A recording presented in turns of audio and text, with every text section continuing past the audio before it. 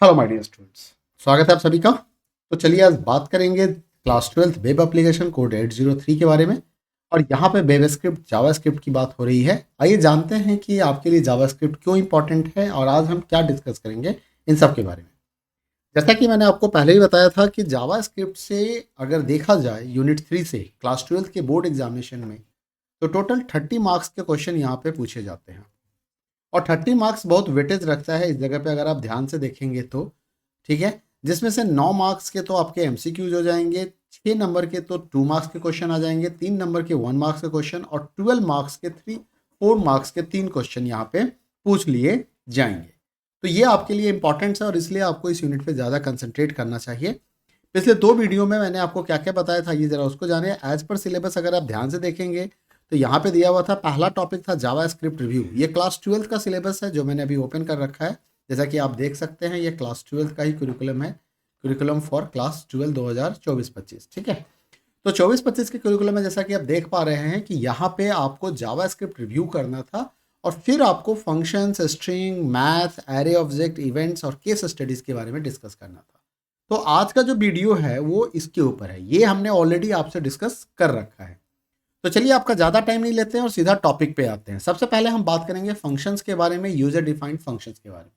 तो function in JavaScript, आखिर function होता क्या है, फंक्शन बनाते क्यों हैं, फंक्शंस को यूज कैसे करते हैं। तो फंक्शन क्या है, इतना ब्लॉक ऑफ कोड होता है।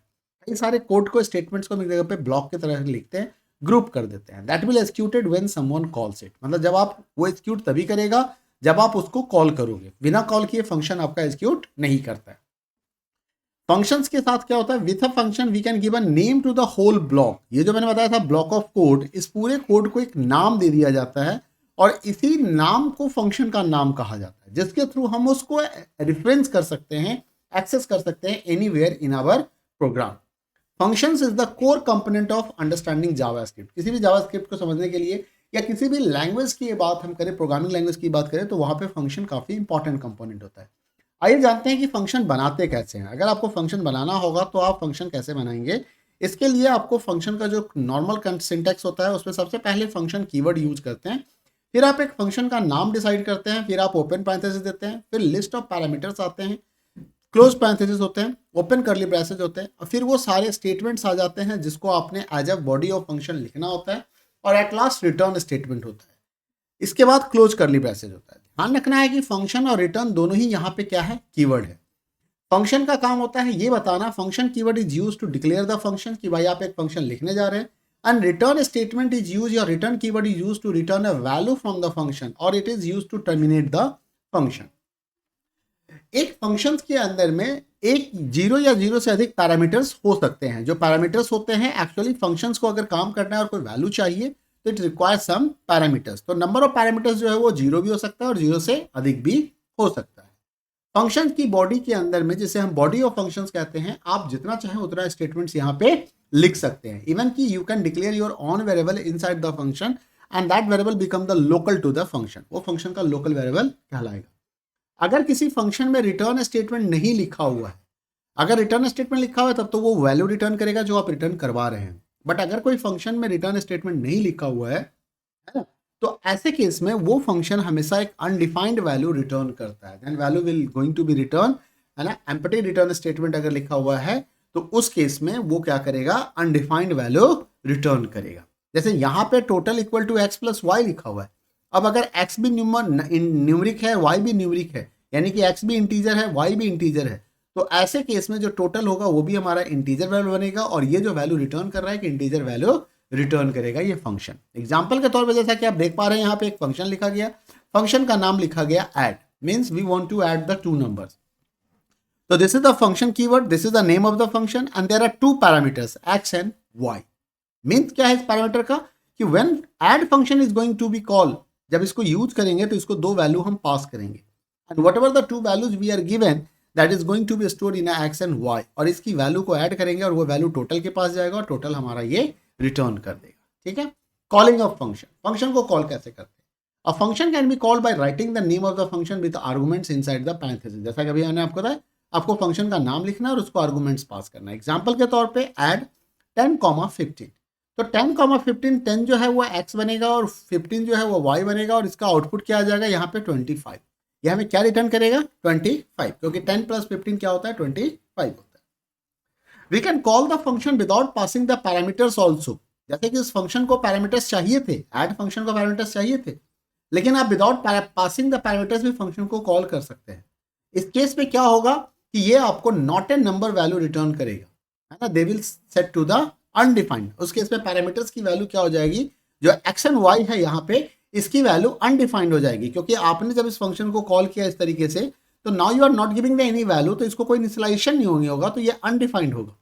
और जब दो अनडिफाइंड को ऐड करोगे तो इसका जो रिजल्ट होगा वो नॉट ए नंबर हो जाएगा, नैन वैल्यू रिटर्न कर देगा। कई बार क्या होता है फंक्शंस के अंदर में आपने बहुत सारे पैरामीटर्स पास कर दिए, जैसे ऐड फंक्शंस को only 2 parameters are required, but we are giving the 3 here, we are giving the 4 here. तो ऐसे केस में क्या करेगा कि ओनली फर्स्ट 2 पैरामीटर्स को यूज कर लेगा, रेस्ट को इग्नोर कर देगा। Like this here 2 and 3 will be use and 4 will be ignore. तो आउटपुट क्या आएगा, 2 + 3 क्या होता है 5, तो ये हमें 5 रिटर्न करेगा। अब बात करते हैं कि आर्गुमेंट्स ऑब्जेक्ट क्या होते हैं। यहाँ पे एक कंसेप्ट आता है arguments object. Function have access to additional variable inside their body, और उसको हम क्या कहते हैं आर्गुमेंट्स कहते हैं, that is known as the arguments. ठीक है, तो कहता क्या है कि which is an array like object. जो आर्गुमेंट है वो क्या है, एरे लाइक ऑब्जेक्ट है, holding all the values pass to the function. तो जितने भी वैल्यू आपने पास किए यहाँ पे, जैसे अभी आप यहाँ पे देख रहे हो कि इस जगह पे अगर आप ध्यान दोगे तो यहाँ पे क्या था, 2 जो था वो तो x को मिला, 3 जो था वो y को मिला, 4 किसी को नहीं मिला। लेकिन ऐसे केस में जब आर्गुमेंट ऑब्जेक्ट का आप यूज करते हो तो आपको पैरामीटर बताने की जरूरत नहीं है। वो बाय डिफॉल्ट जितने भी आर्गुमेंट्स आपने फंक्शन को कॉल करते समय पास किए, वो सारे के सारे आर्गुमेंट ऑब्जेक्ट के पास चले जाते हैं। तो आर्गुमेंट क्या है, it is an object which is local to the functions and it is local variable and every function is having it by default। मतलब जावास्क्रिप्ट के अंदर में जितने भी फंक्शन हैं सबके पास बाय डिफॉल्ट एक आर्गुमेंट ऑब्जेक्ट होता है। दिस ऑब्जेक्ट की use the access the parameter pass to the function, it is only available within a function, we can not access it outside the function because it is local to the function. And arguments object allow to access all the arguments that are passed to the function। जितने भी arguments आपने पास किए थे उन सभी को argument object की मदद से हम access कर सकते हैं। Now यहाँ पे क्वेश्चन आ रहा है कि write up functions to find the sum of the all passed argument। Now you look at here script tag के अंदर में हमने एक function कीवर्ड यूज किया और function का नाम दे दिया add। Inside the parenthesis nothing is written because we are going to use the default variable that known as the arguments object। sum equal to 0 for where I equal to 0, j equal to j less than equal to, it's not j equal to j equal to arguments dot length। चलो ठीक है, ये भी हो सकता है j equal to arguments dot length, या हम यहाँ पे लिख सकते थे I less than equal to I less than arguments dot length भी हम यहाँ पे लिख सकते थे। तो here are two statements, j equal to I equal to 0 and j equal to arguments dot length। I को वैल्यू क्या मिला 0 और j को मिल जाएगा जितने भी आपने वैल्यू पास किए, जैसे यहाँ पे 1 2 3 4 5, तो i को तो मिल गया 0 और j को मिल जाएगा यहाँ पे 5। कंडीशन लगा i लेस देन j, यानी कि तब तक रन करो जब तक कि i की वैल्यू 5 से कम है। i plus plus, this is the iterate increment operator. Now sum plus equal to arguments of i। Array के एलिमेंट को एक्सेस करने के लिए स्क्वायर ब्रैकेट का इस्तेमाल होता है, तो जिसका इस्तेमाल किया गया। तो ये क्या करेगा, i की वैल्यू इनिशियली 0 थी, तो 0 पोजीशन पे जो पहला वैल्यू है वो मिलेगा, 1 पोजीशन पे सेकंड वैल्यू, 2 पोजीशन पे थर्ड वैल्यू, 3 पोजीशन पे फोर्थ वैल्यू एंड 4 पोजीशन पे फिफ्थ वैल्यू मिलेगा। तो i की वैल्यू 1 by 1 0 1 2 3 4 होता जाएगा, और क्योंकि 4 अभी 5 से छोटा है तो इसलिए लूप चलेगा और वो उसकी वैल्यू को लेके सम में ऐड करता जाएगा। और जब आप इस फॉर लूप से बाहर आएंगे तो इसने क्या लिखा, रिटर्न सम, तो सम की वैल्यू आपको रिटर्न कर दी जाएगी। And now when you write document dot write total equal to total, that is going to show you the total amount here, जो आपने इस टोटल में रिटर्न पाया था इस फंक्शन के थ्रू, क्योंकि this function is going to return a value. ये जो सम यहां से रिटर्न किया जा रहा है, यहाँ पे आपने फंक्शन को कॉल किया है और जो सम रिटर्न किया जा रहा है ये वैल्यू किसको मिल रहा है, ये वैल्यू टोटल को दिया जा रहा है। एंड नाउ स्क्रिप्ट क्लोज, और इसको जब हम रन कराते हैं तो ये हमें आउटपुट देता है 31, 5 + 3 8 + 6 14 + 8 22 + 9 31। Now the another example for you, or these all examples are very important because these examples are given in NCERT book, so you must learn it. Write a function to find the average of all pass argument. अभी average करना है तो क्या करेंगे, सम वाला ही logic चलाएंगे यहाँ पे, और यहाँ पे लिख देंगे रिटर्न सम डिवाइडेड आर्गुमेंट्स डॉट लेंथ। जो आपने टोटल कैलकुलेट किया था, जो सम कैलकुलेट किया आपने, अगर उसको नंबर ऑफ वैल्यूज से डिवाइड कर देंगे तो क्या बन जाएगा, वो एवरेज बन जाएगा। तो यही फंक्शन हमारा एवरेज हो गया, यहाँ पे एवरेज रिटर्न कर रहा है, calling of function average with the arguments. Now arguments object के पास 2 3 4 5 4 वैल्यू आएंगे और ये 4 का एवरेज निकाल के दे देगा। तो जब इसका आप एवरेज देखोगे तो the average of 2 3 4 5 is 3.5। The average function takes a comma separated list of arguments, है ना। यहाँ पे क्या होता है कि जब आप इसको लिस्ट ऑफ आर्गुमेंट्स यहाँ प्रोवाइड करते हो तो ये सारे के सारे किसको मिलेंगे, आर्गुमेंट्स ऑब्जेक्ट को मिलते हैं। Write a function to find the average of an array. अब मान लो एरे के थ्रू मैं किसी काम को करना चाहता हूं, तो now here what I am doing, function AVG array, और यहाँ पे एरे लिख दिया गया। एरे क्या होता है, कलेक्शन ऑफ वैल्यूज होता है। एरे के लिए एरे रिप्रेजेंटेशन स्क्वायर ब्रैकेट्स के अंदर में values return inside the square bracket separated by comma, वो एरे है हमारा। तो यहाँ पे देखो वही काम हो रहा है। एरे के साथ एक स्पेशल प्रॉपर्टी होता है लेंथ। मैंने बताया था ना, जो आर्गुमेंट्स ऑब्जेक्ट हैं वो भी एरे लाइक ऑब्जेक्ट्स हैं। देखो यहाँ पे लिखा हुआ है, आ गया ये inside the body arguments which is array like object. क्या है ये, एरे लाइक ऑब्जेक्ट आर्गुमेंट्स। तो आप वही कंसेप्ट आप एरे पे भी लगा सकते हो जो आपने अभी पीछे लगाया था। डॉट लेंथ प्रॉपर्टी एरे की होती है जो हम यहाँ यूज कर रहे हैं, J equal to array dot length, I less than J, I plus plus sum plus equal to array of, और sum divided by array dot length. तो यहाँ पे क्या हो गया, यहाँ पे जब आप आर्गुमेंट्स ऑब्जेक्ट यूज कर रहे थे तो there no need to pass any arguments here, but in this case you are passing an array, तो ये एरे एज आर्गुमेंट जाएगा। 2 3 4 5 एरे जो है वो किसको मिलेगा, एआर को, और एआर के थ्रू आप उसके डेटा को एक्सेस कर रहे हैं और आप उसका टोटल निकाल रहे हैं और फिर आप उसका एवरेज निकाल रहे हैं। Now there is apply method. JavaScript allows reusability features by calling a function with an arbitrary array of arguments using the apply method। ये आपको एक फीचर्स देती है रीयूजेबिलिटी का, है ना। किसी भी आर्बिट्ररी एरे ऑफ आर्गुमेंट्स के साथ आप इसको कॉल कर सकते हो। जैसे फंक्शन एवरेज है sum equal to 0 var i equal to this this this, same function. अब यहाँ पे क्या लिखा गया, यहाँ पे आप गौर से देखिए, यहाँ पे कोई एरे नहीं पास किया गया। यहाँ पे क्या लिखा गया, एवरेज डॉट अप्लाई नल, और यहाँ पे जो वैल्यू पास किया गया वो एरे लाइक ऑब्जेक्ट पास किया गया।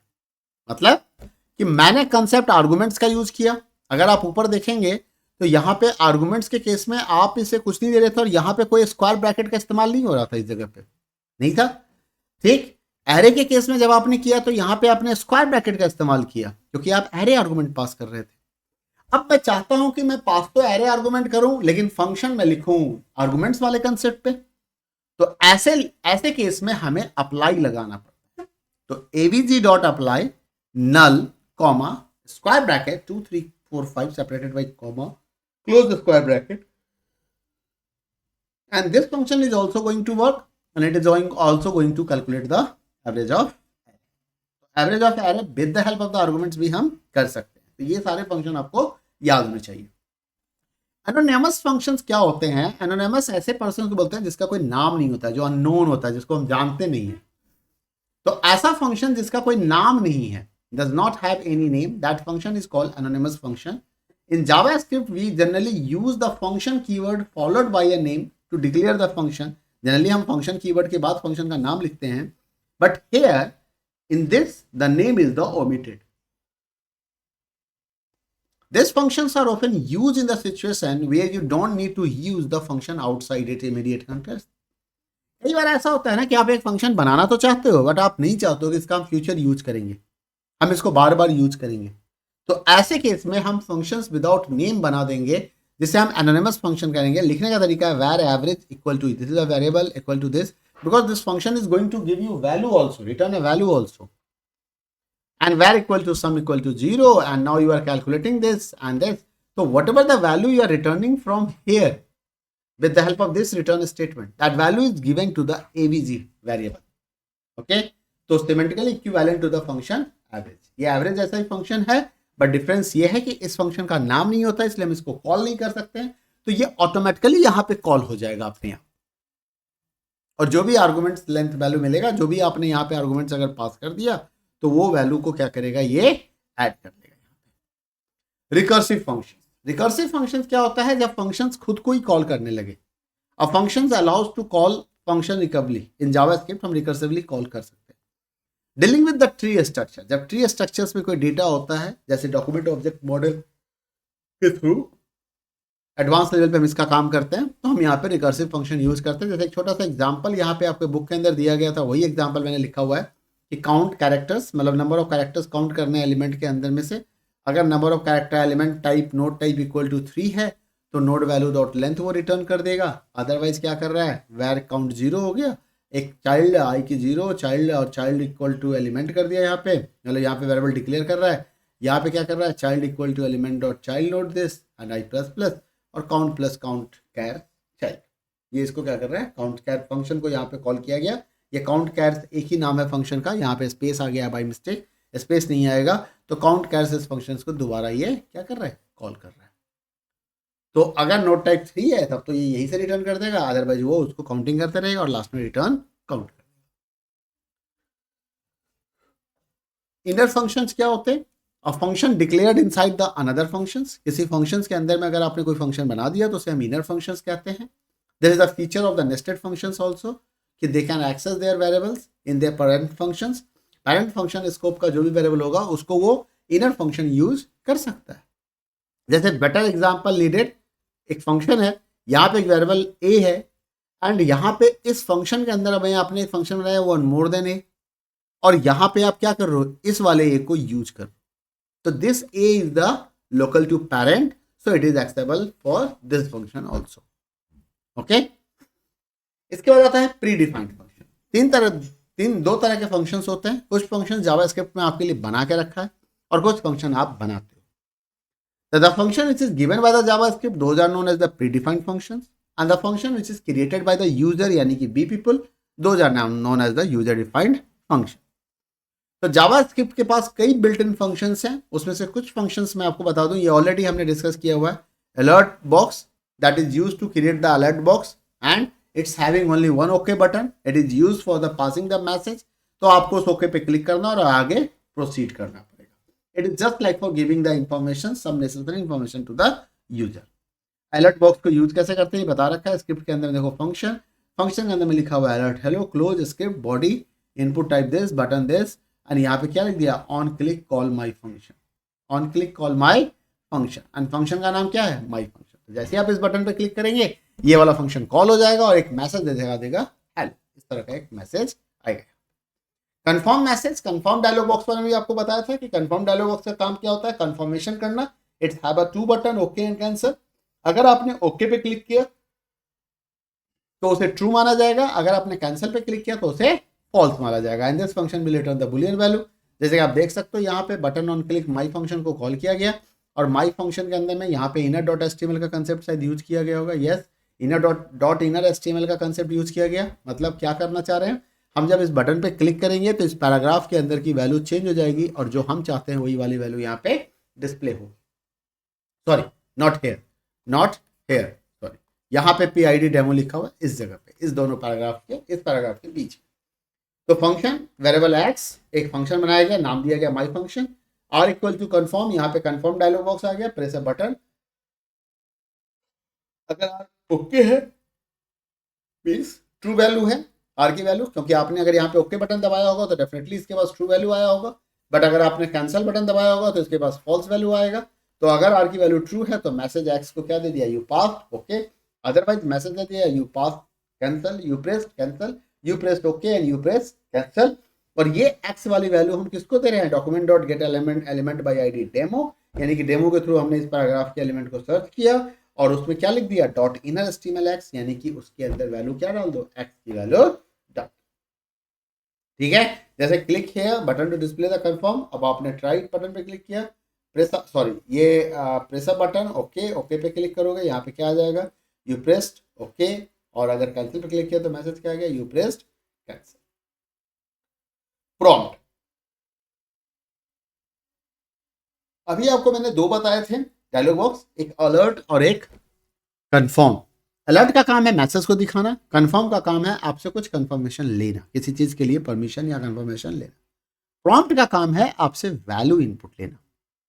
क्योंकि कंफर्म में आप दो ही चीज इनपुट कर सकते थे, ओके या कैंसिल, बट यहाँ पे आप किसी भी तरह के वैल्यू को इनपुट कर सकते हो। Dialog box use to get some input from the user, it has two buttons, okay and other for cancel. This matter return text, ये क्या करता है, जो बॉक्स के अंदर में आपने टेक्स्ट एंटर किया था वही रिटर्न करेगा ये। When user click on the okay button it return null value if user click on the cancel button. If the user clicks on OK without entering then it will return the empty string. If you enter a number in the prompt, it is always returning as a string value. Show the prompt dialog box, ये मैंने already आपको बता रखा है। तो prompt dialog box से through आपने यहाँ पे देखो इनपुट लिया, पर्सन अगर नॉट इक्वल टू नल है तो मैसेज दिखा देगा document.inner.html, x की वैल्यू यहाँ से इस जगह पे ये वाली मैसेज आ जाएगी हेलो, और आपने जो भी नाम दिया होगा नाम एंड हाउ आर यू, ठीक है। चलिए नेक्स्ट हम बात करते हैं यूजर डिफाइंड फंक्शन के बारे में। यूजर डिफाइंड फंक्शंस वो होता है जो आप और हम अपनी सुविधा के लिए बनाते हैं, अपने जावास्क्रिप्ट प्रोग्राम के अंदर हम उसको यूज करते हैं। तो with user defined functions you can name a block of code and call it when you require. Define a function in a head section. Generally क्या होता है कि स्क्रिप्ट टैग हम हेड सेक्शन के अंदर लिखे अगर हम कोई फंक्शन बनाना चाहते हैं, बट इट्स नॉट मैंडेटरी, हम बॉडी के अंदर भी लिख सकते हैं। फंक्शन लिखने के लिए आपको पहले बता दिया, फंक्शन कीवर्ड, फंक्शन का नाम, argument, open curly braces, whatever the statement required and close curly braces. ये एक तरीका है फंक्शन को लिखने का। Program to call a function, किसी फंक्शन को कॉल करना हो तो फंक्शन को हम कैसे कॉल करते हैं, हम किसी इवेंट को ट्रैप कर लेते हैं कि बटन के ऊपर जब क्लिक करेगा तो ये वाला फंक्शन कॉल हो जाएगा, ठीक है। By clicking the above button a function will be called, the function will be confirm. Just एक कंफर्मेशन डायलॉग दे रहा है मैसेज, यहाँ पे कंफर्मेशन आपको मैसेज रिफ्लेक्ट होगा।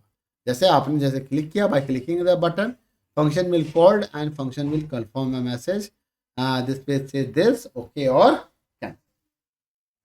show functions with argument, program to show function with an argument, मतलब functions को argument के साथ दिखाना है। जैसे यहाँ पे देखो my function, यहाँ पे हमने कुछ argument दे दिया, अब इस argument को हम यहाँ पे function में यूज कर रहे हैं name, ऑब्जेक्ट के फॉर्म में, okay. And now we are showing the message alert revolves object, मतलब ये बता देगा, मैसेज कर देगा कि इतने ऑब्जेक्ट हमने इसको रिवॉल्व कर दिया। तो ये एक फंक्शन का काम है। और यहाँ पे क्या हमने देखा, यहाँ पे हमने देखा जब हम ऑन क्लिक करते हैं यानी कि बटन पे क्लिक करेंगे तो फंक्शन हमारा कॉल हो जाएगा, और जो भी आर्गुमेंट देना है वो पैरेंथेसिस के अंदर रखना है। तो now click on this button, button पे क्लिक करोगे says the earth resolve the program to show the function that returns a value. अब एक वैल्यू रिटर्न करने के लिए फंक्शन चाहिए, तो आपने यहाँ पे लिखा function my function return this. तो ये रिटर्न स्टेटमेंट क्या करता है कि जहां से भी फंक्शन को कॉल किया गया था उस जगह पे इस वैल्यू को, इस आर्गुमेंट को, आउटपुट को भेज देता है। The next is there here program to show the function with argument that return a values. चलो यहाँ पे हम कुछ आर्गुमेंट्स के साथ फंक्शंस को यूज करेंगे जो हमारे लिए कोई वैल्यू रिटर्न भी करेगा। जैसे आप देख सकते हो यहाँ पे फंक्शन विथ आर्गुमेंट्स हो गया, डेमो लिख दिया गया, खाली जगह छोड़ दिया गया, my function X comma Y return X plus Y, total return कर रहा है। यहाँ पे गेट एलिमेंट बाई आईडी कर दिया, डेमो के बेसिस को सर्च किया, इनर HTML, ठीक है, डॉट माई फंक्शन 5,8। तो माई फंक्शन 5,8 को कॉल किया गया, तो 5 की वैल्यू यहाँ पे x को मिलेगी और 8 की वैल्यू y को मिलेगी। अब इनका सम जो होगा वो रिटर्न कर दिया जाएगा, जो यहाँ पे डिस्प्ले हो जाएगा। जैसा कि आप देख सकते हो function with arguments and that return the result. यहाँ पे रिजल्ट बटन क्लिक करने के बाद हमारा ये सम 13 आ गया। तो ये क्या था यूजर डिफाइंड फंक्शंस के बारे में। तो फंक्शंस का टॉपिक यहाँ खत्म होता है। मूव करते हैं अगले टॉपिक में, and that is the objects in JavaScript. Object होता क्या है, JavaScript support programming with the objects, object के साथ प्रोग्रामिंग कर सकते हैं। ऑब्जेक्ट्स एक्चुअली क्या है, एक way of organizing the variables in a JavaScript. JavaScript object जो होते हैं it is the collections of the name value pairs, इसे हम की वैल्यू पेयर भी कहते हैं। Name is the part of the JavaScript script while value is the part of JavaScript value including more objects. Different screen elements such as जैसे web page, forms, text box, images, buttons, ये सब as a object treat किया जाता है। किसी भी object के पास every object has its own properties and method. Properties and method, properties define the characteristics of object, किसी उसके कैरेक्टरिस्टिक्स को बताएगा, उसकी क्वालिटी को बताएगा। जैसे कि भाई कोई ऑब्जेक्ट है, उसका कलर क्या है, लेंथ क्या है, नेम क्या है, हाइट क्या है, विड्थ क्या है। एंड मेथड जो होगा it is going to do some actions on the object, object के ऊपर वो कुछ काम करेगा। It's going to perform the some task on the object, जैसे अलर्ट, कंफर्म, राइट, क्लोज। तो ये सब क्या है, हमारे मेथड्स हैं। अब आता है कि ऑब्जेक्ट्स को हम नेमिंग करते हैं, यानी कि ऑब्जेक्ट्स हम क्रिएट करेंगे, उसको एक नाम देंगे। Objects are organized in a hierarchy to refer a object और use the object name. Object के प्रॉपर्टीज और मेथड को एक्सेस करने के लिए हमेशा हमें ऑब्जेक्ट नेम को यूज करना पड़ता है। अगर मान लीजिए आप किसी ऑब्जेक्ट की प्रॉपर्टी को यूज कर रहे हैं तो the name of the object dot and then property name. जैसे वहां पे आपको याद होगा अभी हमने पीछे एक यूज किया था ARR डॉट लेंथ, तो ये ARR ऑब्जेक्ट हो गया, डॉट हो गया और लेंथ इसकी प्रॉपर्टी हो गई। ठीक है, to refer a method or object, again same process, object name dot and then method name. So this is the normal process of calling the accessing the object properties and methods. Now how you are going to create the empty object? If you want to create the empty object, simply you have to write the statement like this, new object, or you can write the statement like this, this where object empty here, curly braces. So two curly braces are required. There are two ways of creating the object, empty object. Method one, by using the constructor, by using the new keyword and object constructor, and by using the old method, giving the variable method and giving the variable object, and then you can check it. Okay. So this is the direct method. You just simply write the var and then the name of the variable and then empty curly braces. It is going to create an empty array. Sorry, empty object here. Now इसको object literal syntax कहते हैं, जो second वाला है ना, इसे object literal syntax भी कहते हैं। अब प्रॉपर्टीज ऑफ ऑब्जेक्ट हम कैसे क्रिएट कर सकते हैं? एक बार आपने ऑब्जेक्ट बना दिया तो उसकी प्रॉपर्टीज कैसे बनेगा? तो ये भी दो तरीके से बन सकते हैं। जैसे मैंने लगा ऑब्जेक्ट डॉट नेम सीमन या ऑब्जेक्ट स्क्वायर ब्रैकेट में name as a string equal to Simon. अगर आपने ऑब्जेक्ट डॉट नेम लिखा तब भी उसके अंदर में एक नेम नाम का प्रॉपर्टी बन जाएगा जिसकी वैल्यू क्या है? सीमन है। या आपने object square bracket under double quotes के अंदर में नेम इक्वल टू सीमन लिखा तो again it is going to create a properties which name is the name and with the value Simon. तो दोनों ही इक्विवेलेंट है, बट सेकंड मेथड ज्यादा एडवांटेजेस होता है। इसमें फायदा ये होता है कि यहाँ पे आप कीवर्ड का इस्तेमाल नहीं कर सकते, लेकिन यहाँ पे आप कीवर्ड का इस्तेमाल कर सकते हैं। जैसे कि आप देख सकते हैं ऑब्जेक्ट डॉट फॉर सीमन लिख रहा है तो ये गलत हो जा रहा है, लेकिन ऑब्जेक्ट डबल कोट्स के अंदर में फॉर लिखा जा रहा है तो ये सही हो जा रहा है। हम कुछ ऑब्जेक्ट क्रिएट करते समय while we are creating the object we can define the properties of the object also. Example के तौर पर आप देख सकते हो, जैसे एक टीचर ऑब्जेक्ट बनाया जा रहा है, open curly braces, name is the key and then value, again comma, occupation is the key and then value here, और आप उसको डिस्प्ले भी कर सकते हो। कुछ ऐसा आउटपुट आपको देखने को मिल जाएगा यहाँ पे। जब आप इसको रन कराएंगे तो you will see this output here. उसी बात अगर हम इसको इंडिविजुअली एक्सेस करना चाहते हैं तो टीचर डॉट नेम, अभी आपको बताया why teacher, because teacher is the name of the object here, and dot name, तो name is the key of that teacher object. तो what happen when you write teacher dot name, generally ये आपको उसकी value return कर देगा। तो यहाँ पे अंजीब सिंह आ गया। टीचर स्क्वायर ब्रैकेट में मैंने दोनों ही मेथड आपको यूज करके दिखाया है, आप चाहे ऐसे यूज करो चाहे ऐसे यूज करो। ऑक्यूपेशन, तो देखो यहाँ पे ऑक्यूपेशन आपको दिखाई दे रहा है, आउटपुट में कोई डिफरेंस आपको नजर नहीं आएगा। The another method is this कि आपने एक एम्प्टी ऑब्जेक्ट बना दिया यहाँ पे और अब आप student dot name equal to Ravi दे दिया, student square bracket class equal to 12। ये दोनों मेथड में कुछ भी आप यूज कर सकते हो। For the learning purpose I have written the both two, दो अलग अलग लिखा था, स्टूडेंट स्क्वायर ब्रैकेट नेम या स्टूडेंट डॉट क्लास। अब आप इस तरीके से इसको यूज कर सकते हैं। नेस्टेड ऑब्जेक्ट क्या होता है? An object is created inside the another object. जैसे यहाँ पे आपने एक ऑब्जेक्ट क्रिएट किया, ओपन करली ब्रेसेस दिया, इसकी पहली प्रॉपर्टी दी नेम, उसकी वैल्यू दी कैरेट, यहाँ पे एक प्रॉपर्टी दी फॉर, इसकी वैल्यू दी Max, and now you are creating the another property that details, but the property is also an object. अब इस डिटेल्स के अंदर में आपने करली ब्रेसेस दे दिया, यहाँ क्लोज कर दिया, तो ये भी एक ऑब्जेक्ट बन जाएगा। डिटेल्स के अंदर में कलर आ गया एंड साइज आ गया।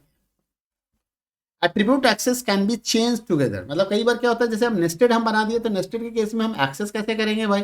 मान लो आपको नेम एक्सेस करना था, आपको नेम को एक्सेस करना था, तो नेम को एक्सेस करना था तो व्हाट यू विल राइट, आप यहाँ पे लिख देते हो obj dot name.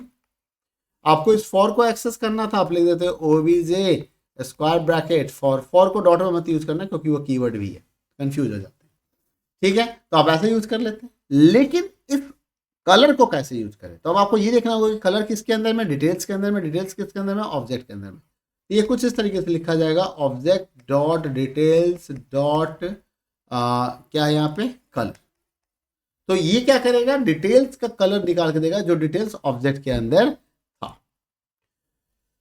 Okay, built in function, there are built in objects. Objects कई तरह के हैं, कुछ बिल्ट इन ऑब्जेक्ट्स हैं, कुछ हम अपना खुद का भी डिफाइन कर सकते हैं, क्रिएट कर सकते हैं क्लास बना के। बट यहाँ पे बिल्ट इन ऑब्जेक्ट्स में हमारे पास क्या है, 3 बिल्ट इन ऑब्जेक्ट्स हैं जो हमें जानना है। ठीक है, एक होता है स्ट्रिंग, एक होता है मैथ और एक होता है अरे। स्ट्रिंग क्या है, collections of string information. Maths क्या है, it's is the collection of the string का काम क्या होगा, स्ट्रिंग मैनिपुलेशंस के लिए हम इसको यूज करेंगे, और मैथ का यूज करेंगे मैथमेटिकल कैलकुलेशंस के लिए, और अरे का यूज करेंगे collections of similar types value के प्रोसेस करने के लिए। तो आइए सबसे पहले स्ट्रिंग के बारे में बात कर ले। String in Java objects, JavaScript. String होता क्या है? String is the sequence of characters.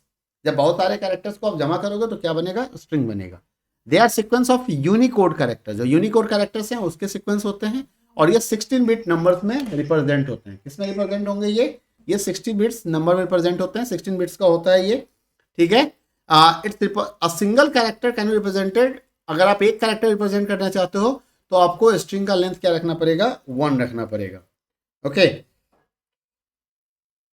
आपको 1 रखना पड़ेगा। String methods and properties, string objects के अंदर भी, क्योंकि ये भी एक ऑब्जेक्ट है तो डेफिनेटली इसके अपने मेथड एंड प्रॉपर्टी हो गए, आप अपना मेथड डिफाइन कर सकते हैं जो हम स्ट्रिंग मैनिपुलेशंस या फॉर्मेटिंग के लिए यूज करते हैं। अगर इसके मेथड या प्रॉपर्टी को कॉल करना होगा तो name of the string and then you have to use the dot and then you have to give the name of the method और नेम ऑफ द प्रॉपर्टी। जैसे एक लेंथ नाम की प्रॉपर्टी होती है, हर एक स्ट्रिंग में बाय डिफॉल्ट होती है।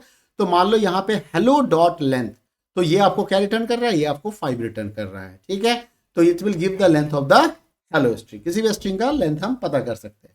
अगर मान लीजिए आपको एक प्रोग्राम दे दिया जाए कि आप एक कुछ इनपुट करो, प्रॉम्प्ट में मैसेज पूछो और उसका लेंथ प्रिंट कराओ, तो कैसे करोगे भाई?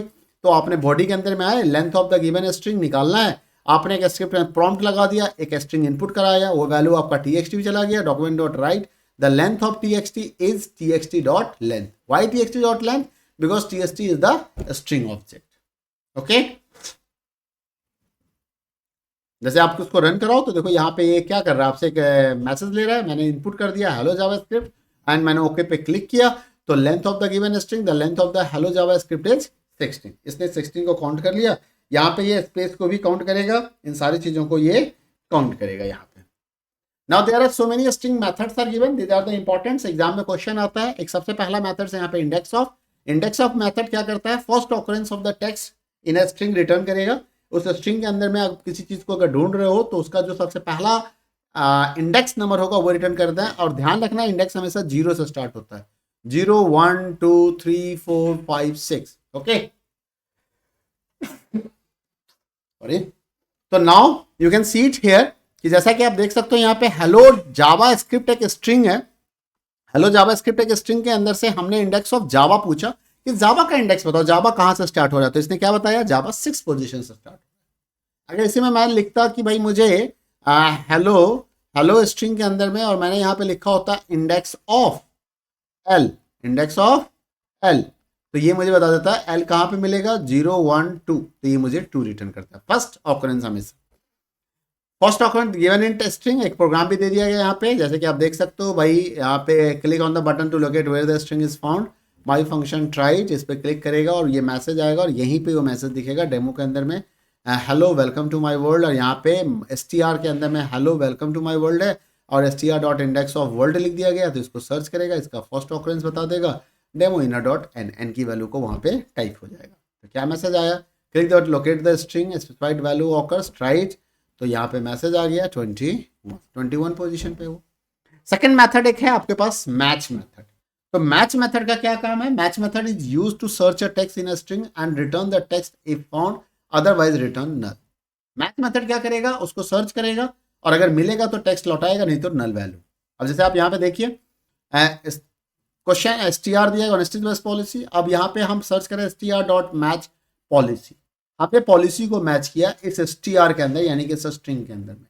तो क्योंकि ये मिल जाएगा तो उसने क्या रिटर्न किया? हमें पॉलिसी रिटर्न कर दिया। लेकिन इसी str डॉट मैच में हमने पुलिस लिखा, पुलिस कहीं भी नहीं है। इसी में हमने POLLICY लिखा तो डबल एल नहीं है यहाँ पे, और इसी में P कैपिटल कर दिया। ध्यान रखिएगा केस सेंसिटिव होता है, यहाँ पे P स्मॉल है, यहाँ पे P कैपिटल है, तो ये भी नहीं मिला। तो हमें क्या 3 वैल्यू इसने क्या रिटर्न किया? 3 वैल्यू इसने हमें नल रिटर्न किया। तो that is the match function. Next बात करते हैं replace method. The replace method, the string are represented using the objects and they have handle as well. तो रिप्लेस का काम क्या होता है? उसको चेंज करेगा, रिप्लेस करेगा कैरेक्टर्स को, है ना। ये आई थिंक ये डेफिनेशन यहाँ पे गलत लिखा हुआ है, ओके। तो रिप्लेस मेथड का काम होता है टू रिप्लेस द स्ट्रिंग। अब जैसे यहाँ पे हेलो वर्ल्ड लिखा हुआ है, हेलो वर्ल्ड एक स्ट्रिंग है, यहाँ पे मैंने रिप्लेस किया हेलो गुड बाय, तो हेलो की जगह पे क्या आ जाएगा? गुड बाय आ जाएगा। तो ये क्या मैसेज देगा, गुड बाय वर्ल्ड। क्या मैसेज देगा, गुड बाय वर्ल्ड। ठीक है, ये करेक्ट कर लूंगा मैं इस नोट्स को। नाउ एक प्रोग्राम दिया हुआ यहाँ पे, और यहाँ पे इनर डॉट एचटीएमएल का कंसेप्ट यूज किया गया। आपको ध्यान में रखना है इसको कैसे यूज करते हैं। आपको पैराग्राफ पे एक आईडी डिफाइन करना होता है और उसी आईडी को इनर एचटीएमएल से स्पेसिफाई कर देते हैं सर्च करके गेट एलिमेंट बाय आईडी वाले कंसेप्ट से। ठीक है, हेलो प्राची, और यहाँ पे माई फंक्शन को कॉल किया गया ऑन क्लिक पे। राइट बटन पे क्लिक करेंगे तो ये फंक्शन कॉल आएगा। इसके नीचे आपने स्क्रिप्ट लिखा है, स्क्रिप्ट के अंदर में आपने फंक्शन डिफाइन किया, फंक्शन माई फंक्शन। यहाँ पे आपने एक स्ट्रिंग लिया, स्ट्रिंग को क्या वैल्यू दे रहे हो, document dot gate element by demo dot inner HTML, मतलब आपने इसको असाइन कर दिया। क्या कर दिया, असाइन कर दिया। तो यहाँ पे जो भी लिखा हुआ था, ये जो लिखा हुआ है यहाँ पे हेलो प्राची, ये पूरा का प्राची उठ के किसको मिलेगा, एसटीआर को मिलेगा। अब आपने यहाँ पे लिखा str dot replace hello good morning.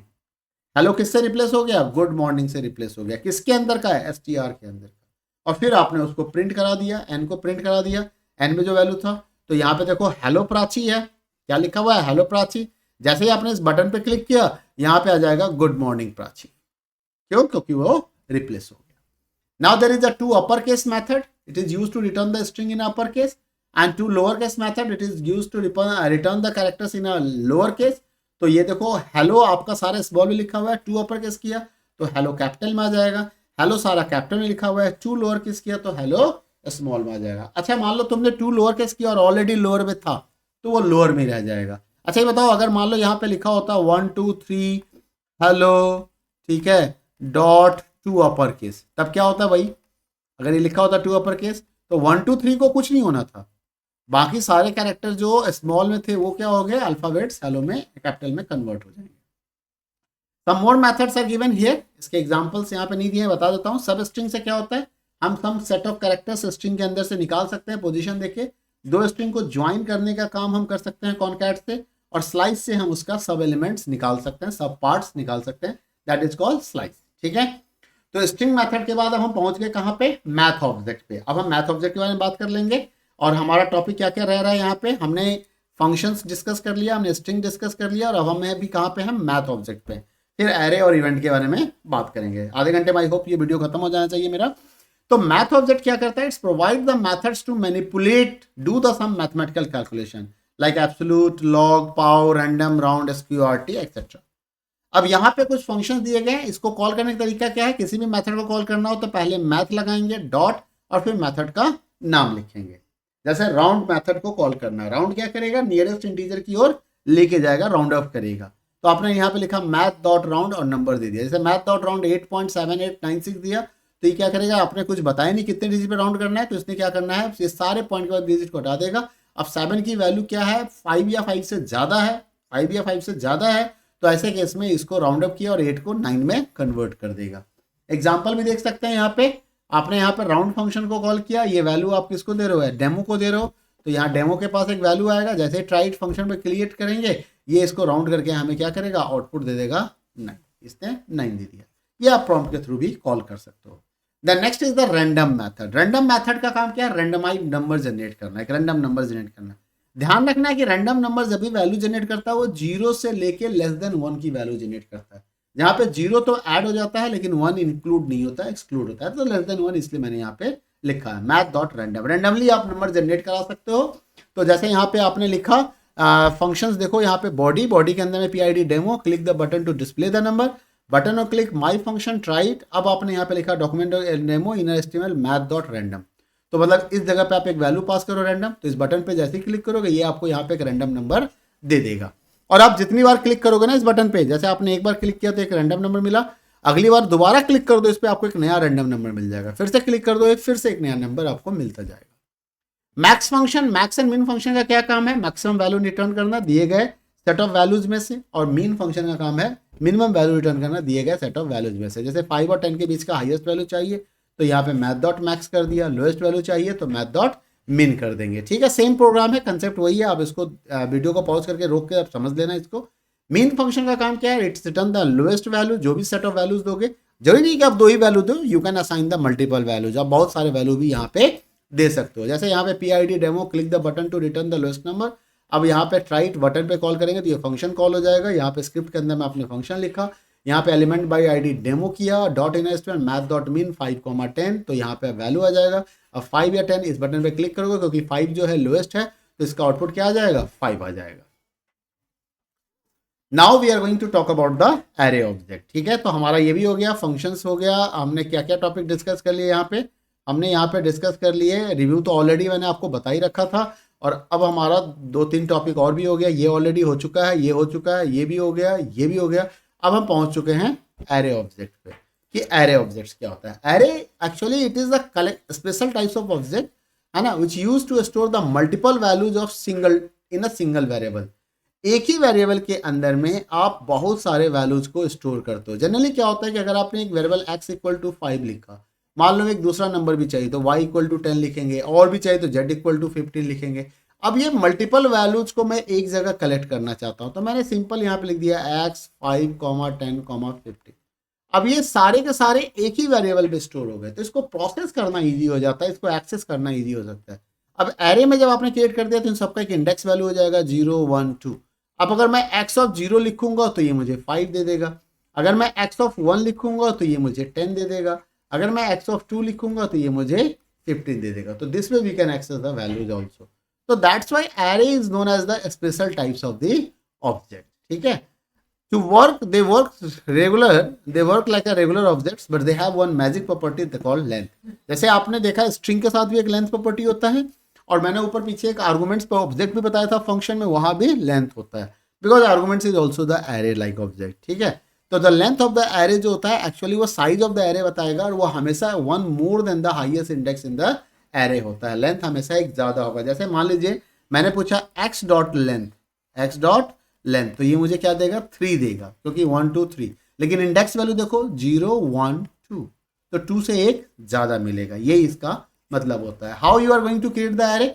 अब एरे को क्रिएट करने के लिए हम या तो एरे कंस्ट्रक्टर का यूज करेंगे, var a equal to new array, है ना, और फिर a of 0, a of 1, a of 2 index position बता के आप उसको वैल्यू असाइन कर सकते हो। ए का लेंथ पूछो, ये दे देगा।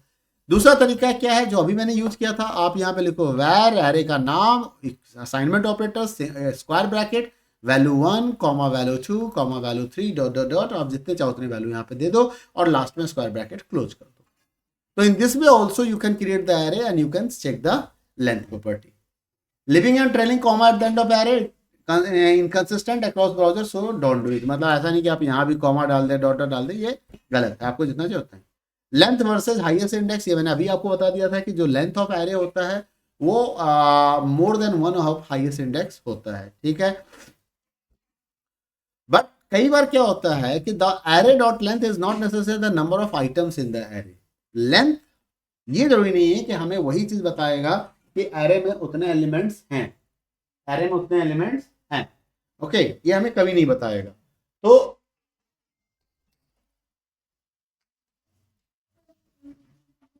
ठीक है, कितने एलिमेंट्स हैं ये नहीं बताएगा। जैसे आप इस एग्जांपल को आप समझो, इस बात को समझाता हूं मैं अभी आपको।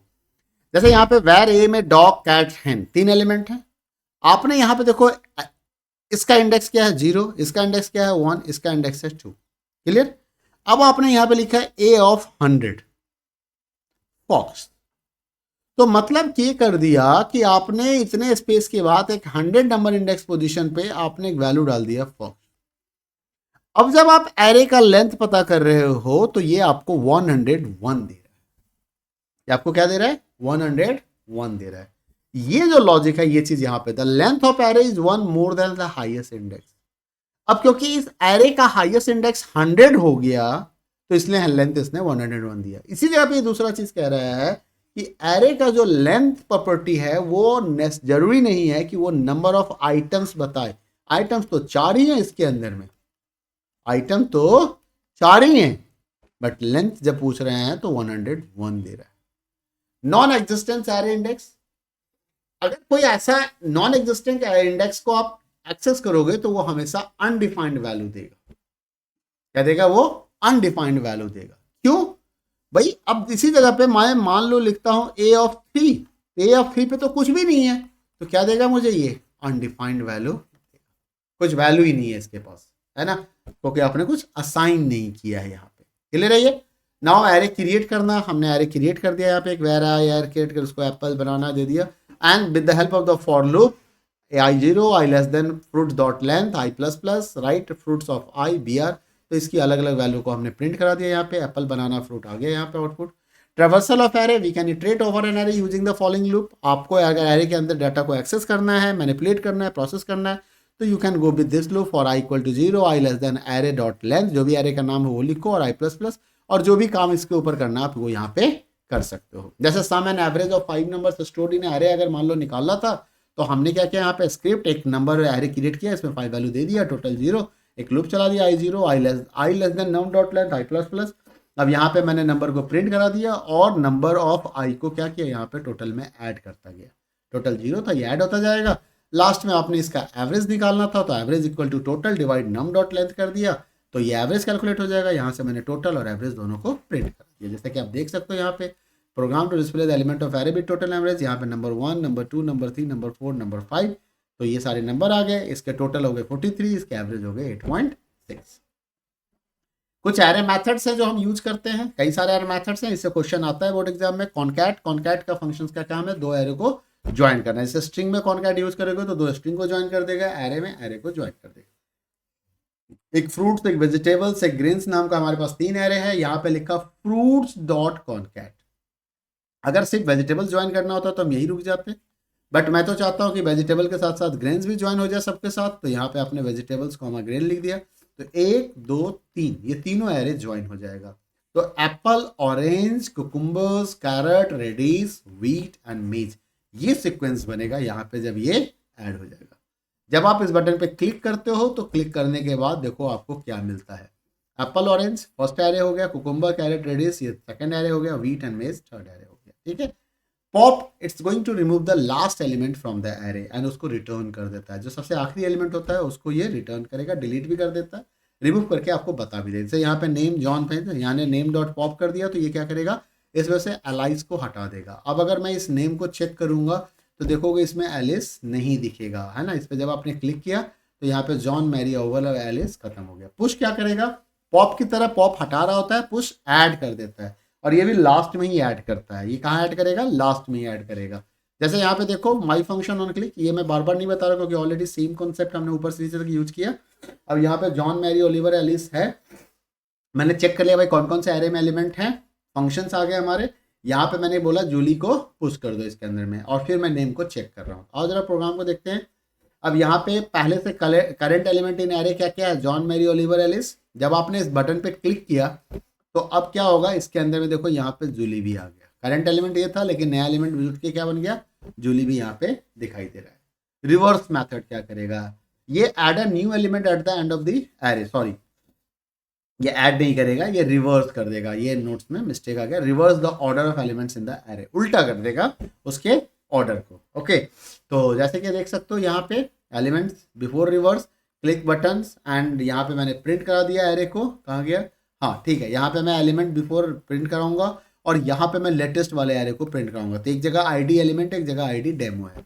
ध्यान से देखिएगा, यहाँ पे मैंने वेर अल्फ़ाबेट बनाया, एक एरे क्रिएट किया, यहाँ पे मैं एलिमेंट ई को सर्च किया और यहाँ पे अल्फ़ाबेट असाइन कर दिया। तो ये जो अल्फ़ाबेट वाला एरे ये हमें साफ साफ दिख जाएगा यहाँ पे। उसके बाद हमने क्या किया, अल्फ़ाबेट डॉट रिवर्स कर दिया। एरे का नाम अल्फ़ाबेट था, इसको रिवर्स किया। रिवर्स करने के बाद डेमो को सर्च किया और डेमो को मैंने वैल्यू दे दिया एलिमेंट आफ्टर रिवर्स और अल्फ़ाबेट दिखा दिया। अब जरा आउटपुट चेक करते हैं। Usages of reverse, array elements before reverse, क्या है भाई, ZKJHE, यही है। बटन पे क्लिक करते हैं, कर दिया क्लिक। क्लिक करने के बाद देखो यहाँ पे क्या आ गया, एरे एलिमेंट्स बिफोर रिवर्स तो ये था, एलिमेंट्स आफ्टर रिवर्स देखो क्या हो गया, EHJKZ। क्लियर है, तो इस तरह से आप रिवर्स कर सकते हो। शॉर्ट मेथड क्या करेगा, अल्फाबेटिकली एरे को अरेंज कर सकते हैं, है ना। ऑल्टर्स, ये एक्चुअल एरे को ही ऑल्टर कर देता है, चेंज कर देता है। तो जैसे ये एरे फ्रूट बना हो रही है, इसको अगर हम शॉर्ट करेंगे तो क्या हो जाएगा, ये अल्फाबेटिकली हो जाएगा, ABMO आ जाएगा, यानी कि एप्पल, बनाना, HIJK, LMNO, M के बाद आएगा तो मैंगो एंड ऑरेंज। अगर आप शॉर्ट एंड रिवर्स दोनों को कंबाइन कर लोगे तो डिसेंडिंग ऑर्डर में आप अरेंज कर सकते हो। अदरवाइज बाय डिफॉल्ट ये असेंडिंग ऑर्डर में ही आपको एरे प्रोवाइड करेगा। ठीक है, यहाँ पे मैंने शॉर्ट का एक फंक्शन बना के देखा है, एलिमेंट और एरो। पहले एलिमेंट को दिखा दिया कि भाई पहले क्या था इसमें, और बटन पे क्लिक करने के बाद आपको क्या मिल रहा है। तो जैसे देखो, पहले इसमें बनाना, ऑरेंज, एप्पल, मैंगो था। जब हम इस बटन पे क्लिक करेंगे तो क्लिक करने के बाद हमें क्या बना, एप्पल, बनाना, मैंगो, ऑरेंज। तो ये हमारा एरे शॉर्ट हो गया। कुछ और फंक्शंस यहाँ पे कॉन्कैट दिया था, मैंने आपको बता ही दिया, समराइज कर दिया था कॉन्कैट का, ज्वाइन का, पॉप का, ये सारे फंक्शंस अभी मैंने करके दिखाए हैं आपको। इंडिविजुअली भी आपको पता होना चाहिए कि कौन सा फंक्शन क्या काम करता है। आप इसको वीडियो पॉज करके एक बार समझ लीजिएगा, ठीक है। ओके, नेक्स्ट हम बात कर लेते हैं इवेंट्स के बारे में। इवेंट्स क्या होते हैं? The objects in web pages are organized in hierarchical structure. और हर एक ऑब्जेक्ट्स के पास अपने कुछ प्रॉपर्टीज और मेथड्स होते हैं। साथ ही साथ कुछ ऑब्जेक्ट के पास इवेंट भी होते हैं। इवेंट का मतलब जैसे अभी मैं लिख रहा हूँ तो इसको राइट इवेंट बोलेंगे, मैं रीड कर रहा हूँ तो रीड इवेंट होगा, टच कर दिया तो टच हो गया, माउस पॉइंटर को उठा के मैंने इवेंट के ऊपर ले आया तो माउस ओवर हो जाता है, कीबोर्ड से की प्रेस किया तो की इवेंट हो गया। तो वेब पेज का लोड होना एक लोड होता है।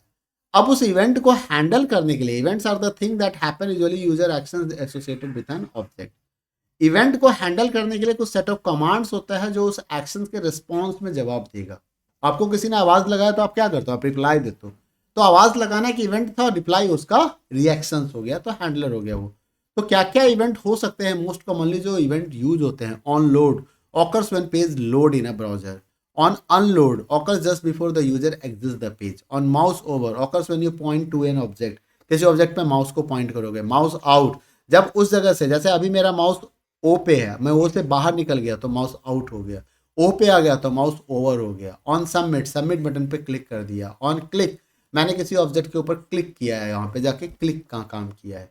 तो ये कुछ इवेंट है, जैसे कि आप देख सकते हो यहाँ पे माई फंक्शंस ऑन लोड। अब आ गया ना यहाँ पे ऑन लोड, मतलब बॉडी के अंदर में आपने क्या लिखा ऑन लोड, कि जब भाई हमारा फाइल लोड होगा, जब ये प्रोग्राम लोड होगा तो सीधा माई फंक्शन को कॉल कर लेगा, है ना।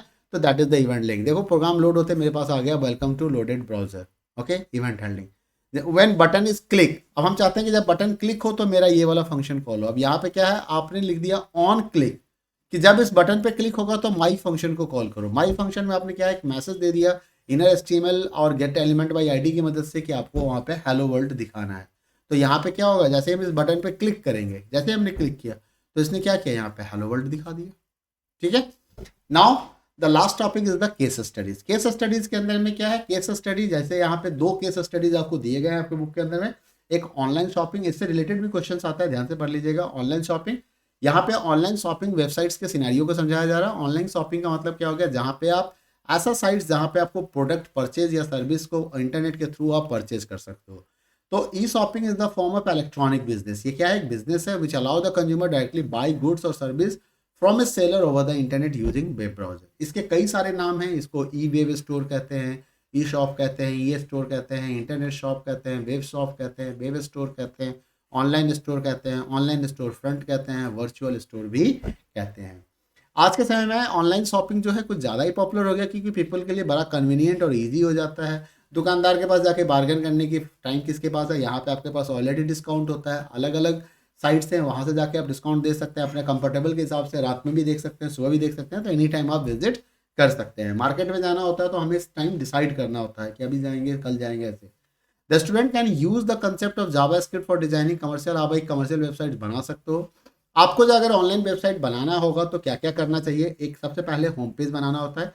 किसी भी साइट का सबसे पहले एक होम पेज होता है, जहाँ पे आप एक लॉगिन पेज और प्रोडक्ट डिटेल्स की फैसिलिटी प्रोवाइड करोगे। यूजर अकाउंट और प्रोडक्ट डिटेल्स की सारी फैसिलिटी यहाँ पे मिलनी चाहिए।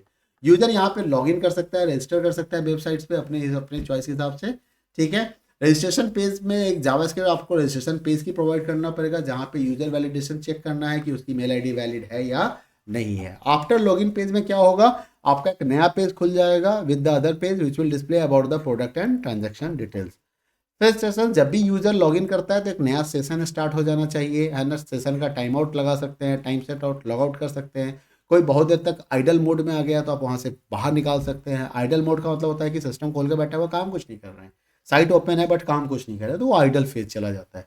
User can select N product for purchasing, product को परचेज कर सकता है ना। यूजर अपने प्रोडक्ट को चेक करके फिर पेमेंट पेज पे चला जाएगा। पेमेंट डन हो जाएगा तो उसको कूपन मिल जाए, मतलब सॉरी रिसिप्ट मिल जाना चाहिए। ऑनलाइन आप उसको फैसिलिटी होना चाहिए, भाई डिलीवरी पे हम पेमेंट करना चाहते हैं, ऑनलाइन पेमेंट करना चाहते हैं।